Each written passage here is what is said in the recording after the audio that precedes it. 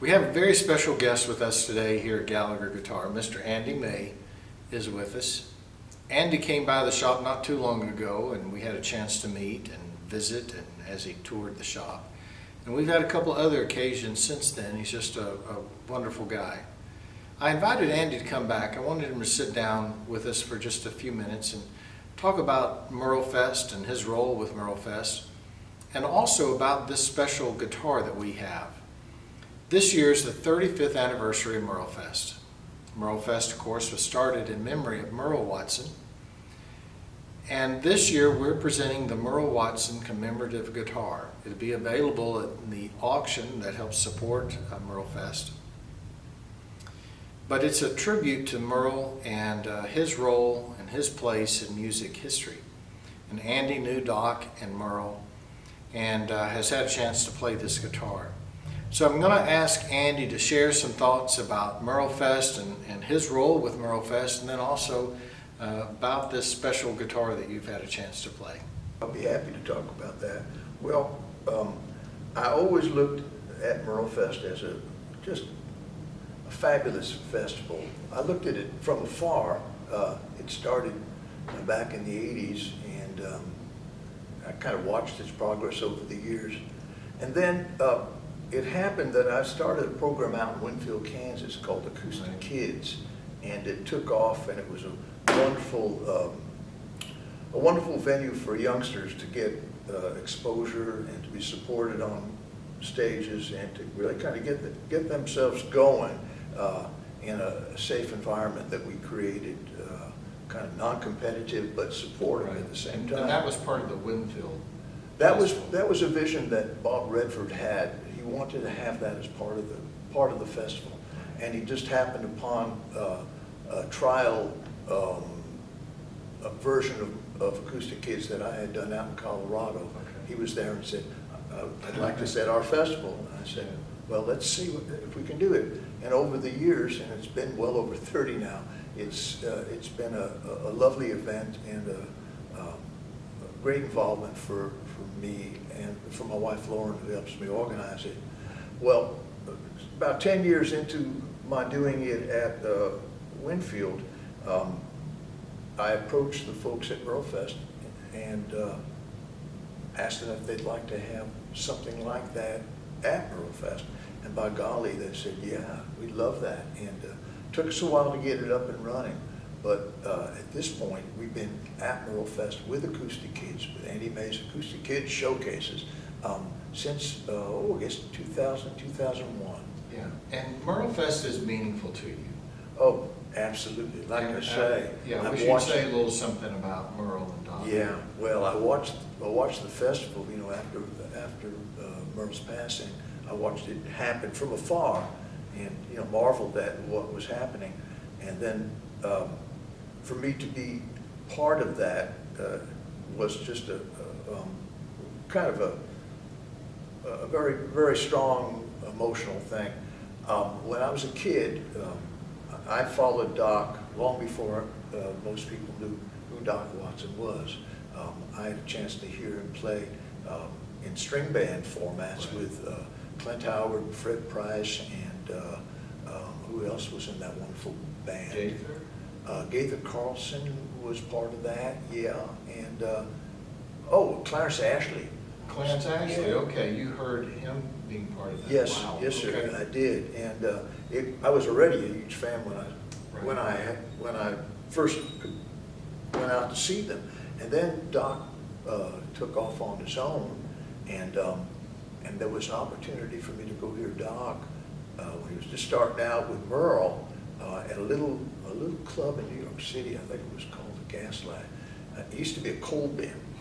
The ceiling was about so high, and everybody had to kind of bend over to get in there. But Doc was astounding, as he always was. And but I was too shy to talk to Doc, even though it was a small place, and I could have.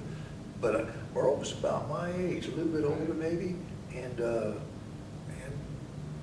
chatted with Merle for a while. I don't remember what we talked about, but it was wow, you know, that was a wonderful thing. And of course, watched his watched his musicianship blossom Right.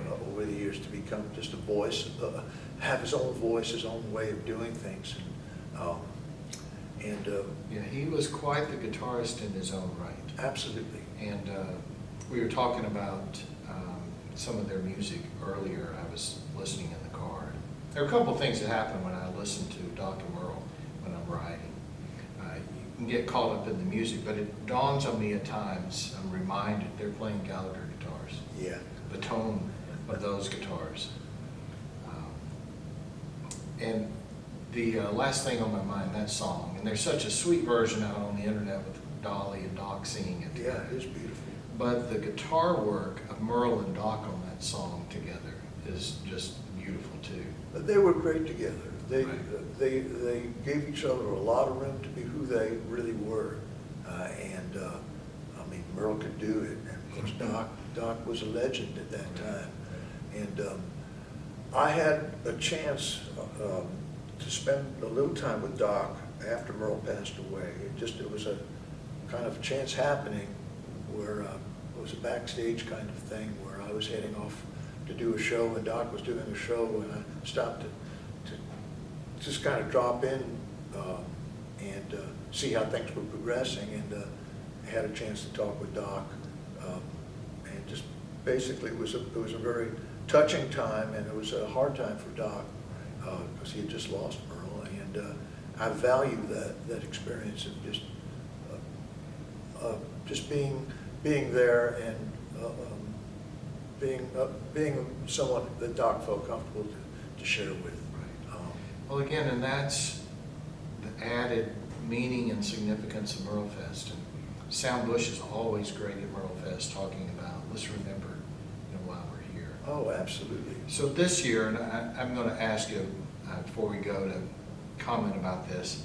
This year we're doing the Merle Watson Commemorative G40. And I've worked with Karen, who brought us the G40, and Merle's first Gallagher was a 1968 G40. And when she brought it to us for some repair, I've never seen a G40 like it. And in fact, they discontinued the G40 that same year. It became the G45, but different appointments. So when we had that guitar, of course, we treated it with great reverence and did the repairs that it needed and got it back in good shape. And then we began thinking about replicating that guitar. And we looked at the brace pattern of that 68. We looked at all the appointments, which are very different on this one, and talked to Karen about it, various people who knew Doc and Merle.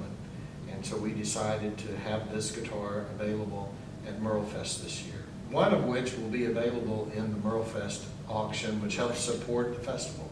Right. But you've had a chance to play one of these, and I'd appreciate any thoughts you want to share about that. It's as fine a guitar as I've ever played. Oh. I mean, it's brilliant. I remember when I first came and visited with you, you showed it to me and handed me one that was in production, and I went, "This is lovely." And then you handed me another that was in production, and I picked it up and said, "This is lovely." And yeah, and that's my feeling about it. And the fact that these are going to go up for auction, just to help perpetuate MerleFest and Merle's memory as well, I think it's just a grand thing. A grand thing. Thank you. And boy, I tell you, it's a piece. Well, we look forward to seeing you at MerleFest, Thanks, Dave. and I appreciate you stopping by and spending a little time with us. My pleasure, and see you at MerleFest.